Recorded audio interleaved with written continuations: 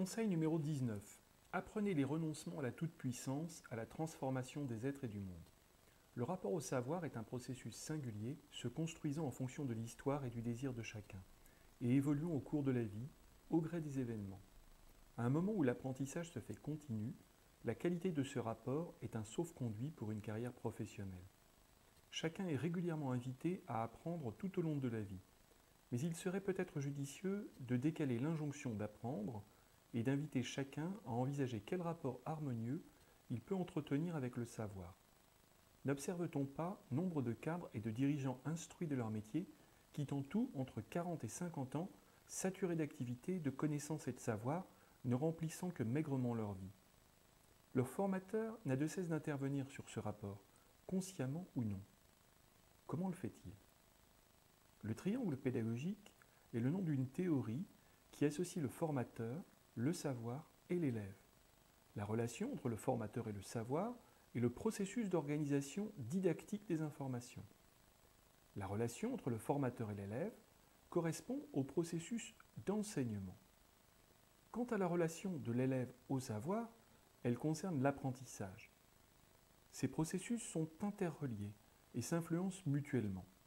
La pédagogie et la didactique sont censées réguler les différentes relations, c'est-à-dire les harmoniser, les équilibrer dans une finalité de connaissance partagée. Ce faisant, il est important pour le formateur de ne pas imaginer pouvoir désirer à la place de l'autre. En effet, le rapport au savoir engage une dimension affective qui appartient en propre à l'apprenant. Incidemment, si le formateur ne prend garde à sa façon de réguler l'apprentissage, de hausser l'importance d'un objectif ou d'une méthode, il peut pénétrer sur un terrain qui n'est pas le sien, s'immiscer dans la relation entre soi et le monde de celui qui apprend. À trop vouloir motiver, orienter, former, l'inverse risque de se produire.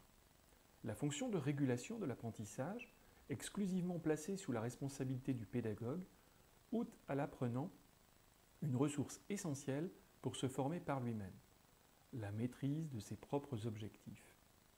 C'est pourquoi le lâcher-prise est une qualité à cultiver, car lorsque le désir du formateur remplace celui de l'apprenant, il obère la possibilité de ce dernier de se motiver, de s'orienter, de se former soi-même.